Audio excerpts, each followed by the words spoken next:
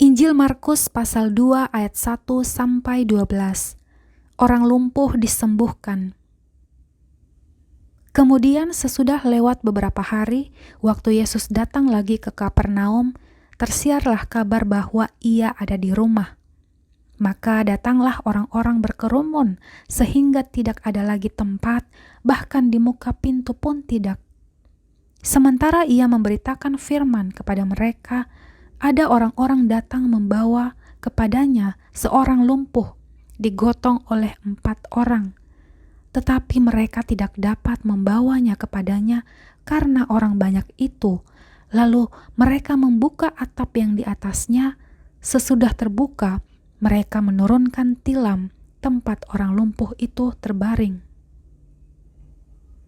Ketika Yesus melihat iman mereka, berkatalah ia kepada orang lumpuh itu, "Hai anakku, dosamu sudah diampuni."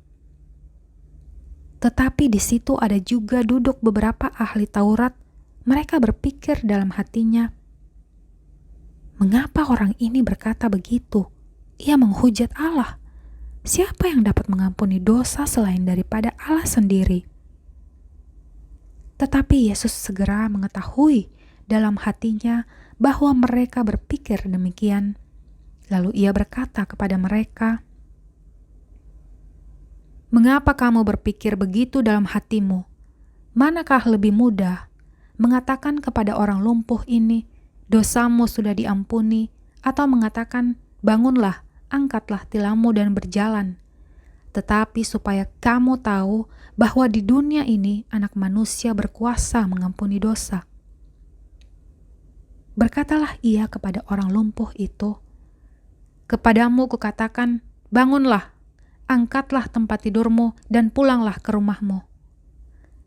Dan orang itu pun bangun, segera mengangkat tempat tidurnya dan pergi keluar di hadapan orang-orang itu, sehingga mereka semua takjub, lalu memuliakan Allah, katanya, "Yang begini belum pernah kita lihat."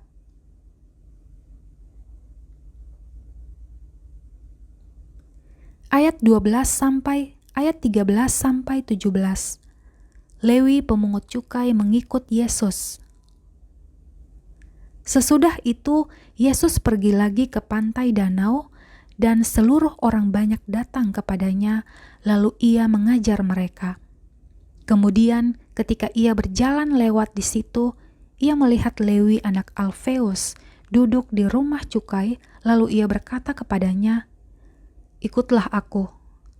Maka berdirilah Lewi lalu mengikuti dia. Kemudian ketika Yesus makan di rumah orang itu, banyak pemungut cukai dan orang berdosa makan bersama-sama dengan dia dan murid-muridnya, sebab banyak orang yang mengikuti dia.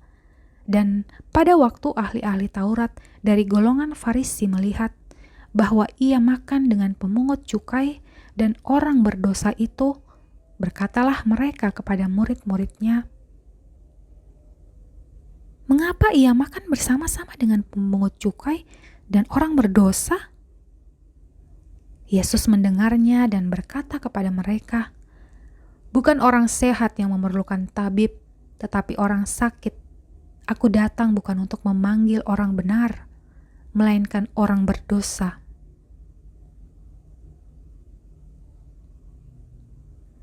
Ayat 18 sampai 22. Hal berpuasa.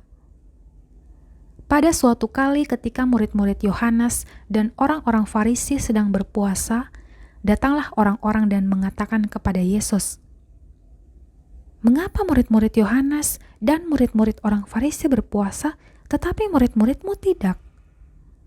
Jawab Yesus kepada mereka, "Dapatkah sahabat-sahabat mempelai laki-laki berpuasa sedang mempelai itu bersama mereka? Selama mempelai itu bersama mereka, mereka tidak dapat berpuasa.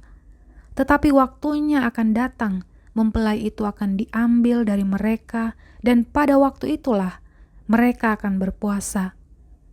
Tidak seorang pun menambalkan secarik kain yang belum susut pada baju yang tua, karena jika demikian, kain penambal itu akan mencabiknya, yang baru mencabik yang tua, lalu makin besarlah koyaknya. Demikian juga tidak seorang pun mengisikan anggur yang baru ke dalam kantong kulit yang tua, karena jika demikian, anggur itu akan mengoyakkan kantong itu, sehingga anggur itu dan kantongnya dua-duanya terbuang.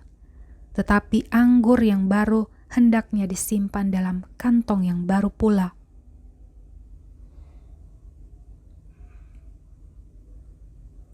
Ayat 23 sampai 28.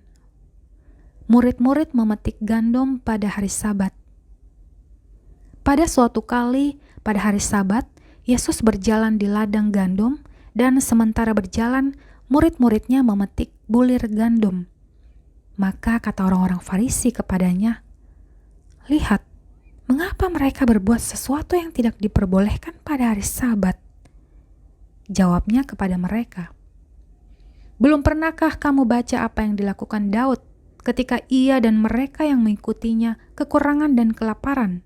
Bagaimana ia masuk ke dalam rumah Allah waktu Abiatar menjabat sebagai imam besar, lalu makan roti sajian itu yang tidak boleh dimakan kecuali oleh imam-imam, dan memberinya juga kepada pengikut-pengikutnya?"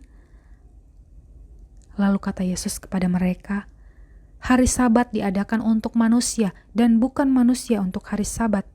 Jadi Anak Manusia adalah juga Tuhan atas hari Sabat."